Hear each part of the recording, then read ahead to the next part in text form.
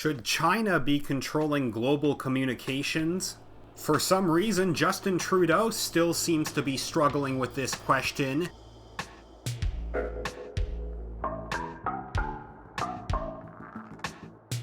In December of last year, the United States passed 2 bills through Congress and the Senate to rip out all China-made 5G and smart technology. Then earlier this month, President Trump sent a top advisor to warn Ottawa about the risk of Huawei's 5G networks. And yet, while most Canadian voters actually agree with President Trump on this issue, with 68% also opposing Huawei being involved in Canada's development of 5G, it seems that Trudeau is siding against the US and Canadians and in favor of China, saying in a bizarre response from Canada's Minister of Innovation, Science and Industry, Navdeep Bains, that Canada will not be bullied by the US into making a decision. Maybe not completely surprising coming from Justin Trudeau, who, as many remember back in 2013, said that he admired China for their basic dictatorship, which Trudeau claimed allowed them to turn their economy around on a dime. President Trump has warned that all intelligence sharing with Canada would be extinguished if Huawei has any role in establishing Canada's 5G network. Toronto Sun article from earlier this month adds how American companies were officially banned by President Trump from using federal funds to purchase equipment from companies like Huawei that have been deemed national security threats. The new law also establishes a $1 billion reimbursement program to help smaller communications providers recoup the costs of ripping out and replacing any Huawei equipment. The Hill posted an article on Saturday outlining further this problem, not just in Canada, but globally.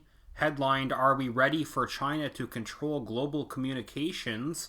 Charles Clancy opens saying, "Are you comfortable with the idea of China controlling the flow of traffic over the internet backbone and providing Beijing's Communist Party with secret access to global communications? The threat is very real as companies like Huawei amass an ever-increasing share of the world's 5G infrastructure. Huawei's impressive rise over the past 15 years is a direct result of China's determination to gain global power and influence through economic and technological superiority.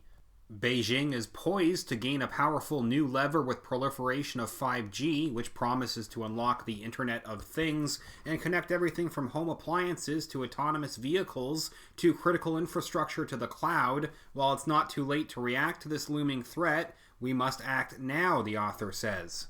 They again highlight the recent action by the United States government to block telecommunications companies from using Huawei equipment in their core networks, but many other nations are becoming increasingly dependent on Huawei technologies, they add, which are designed from stolen intellectual property and riddled with easily exploitable security vulnerabilities. That means these countries will also be technologically dependent upon China. Make no mistake about it, the author says, China leverages Huawei's growing market share to support China's national objectives. So, considering the fact that an overwhelming majority of Canadians agree with President Trump on this issue, why is Justin Trudeau still hesitating to make a decision? Even years after Justin Trudeau was criticized for saying how he admired China for their dictatorship, Trudeau continued taking cash from Chinese billionaires. In previous videos, I've referenced some of these reports on how money started flowing into the Trudeau Foundation.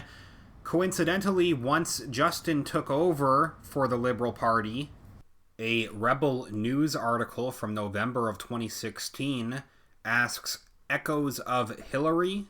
Chinese billionaire's $1 million donation to Trudeau Foundation raises pay-for-play questions. Are Justin Trudeau, the Liberals, and the Pierre Elliott Trudeau Foundation involved in a pay-for-play scheme similar to what led the FBI to investigate the Clinton Foundation?"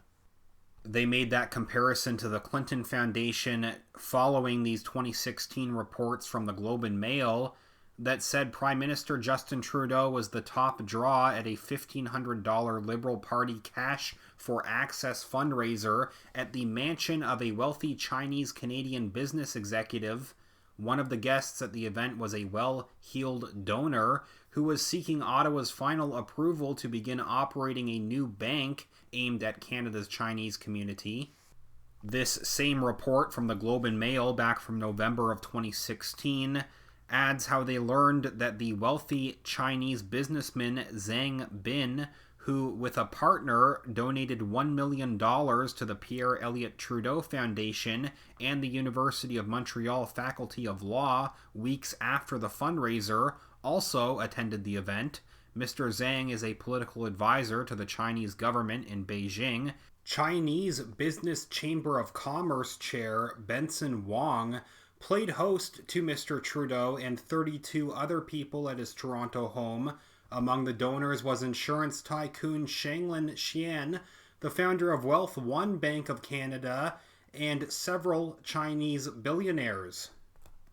In December of that year, the Conservative Party called on the Trudeau Foundation to ban foreign donations after they found a 10-fold increase over a 3-year period. Article from the National Post adds that asked whether the Prime Minister would talk to the Ethics Commissioner about the foundation or ask the foundation to limit donations, a spokesperson said that the Prime Minister has no involvement with the Trudeau Foundation.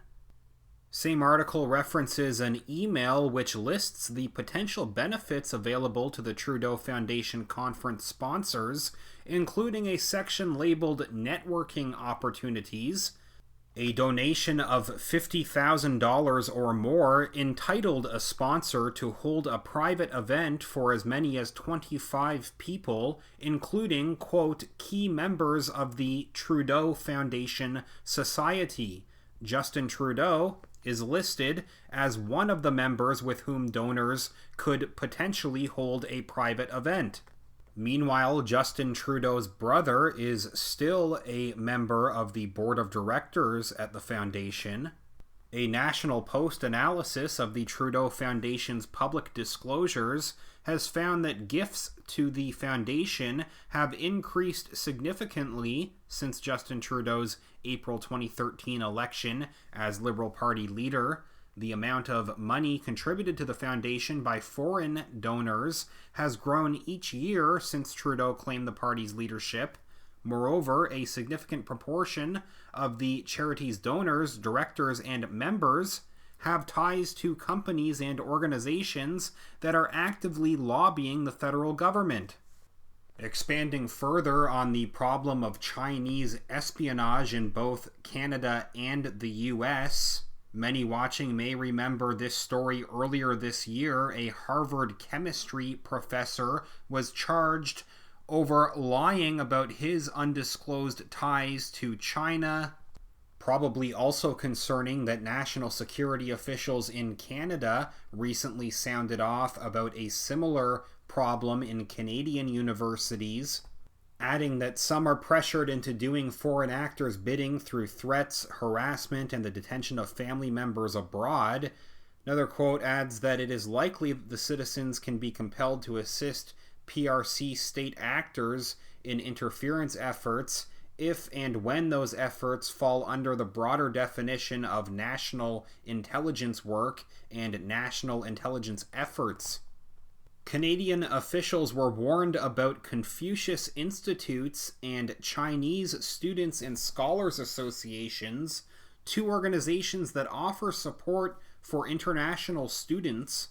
While the committee notes that the Chinese Students and Scholars Associations are not nefarious in and of themselves, quote, there is a growing public concern about the relationship between the associations and the People's Republic of China embassies and consulates. The Canadian report quotes the findings of a U.S. Homeland Security Committee, which found that Confucius Institute funding comes with strings that can compromise academic freedom. Quote, the Chinese government approves all teachers, events, and speakers, the U.S. government committee said, adding, quote, the Chinese teachers sign contracts with the Chinese government, pledging they will not damage the national interests of China. Please leave a comment and tell me what you think about this latest update. If you could give this video a thumbs up, click the like button, that's greatly appreciated, and make sure that you're subscribed to the channel. Also, I've just recently started promoting my Twitter page, another backup just in case something happens here on YouTube with all the censorship going on. My name @RealityReader over on Twitter. You can follow me there. I will follow up soon. Thanks again.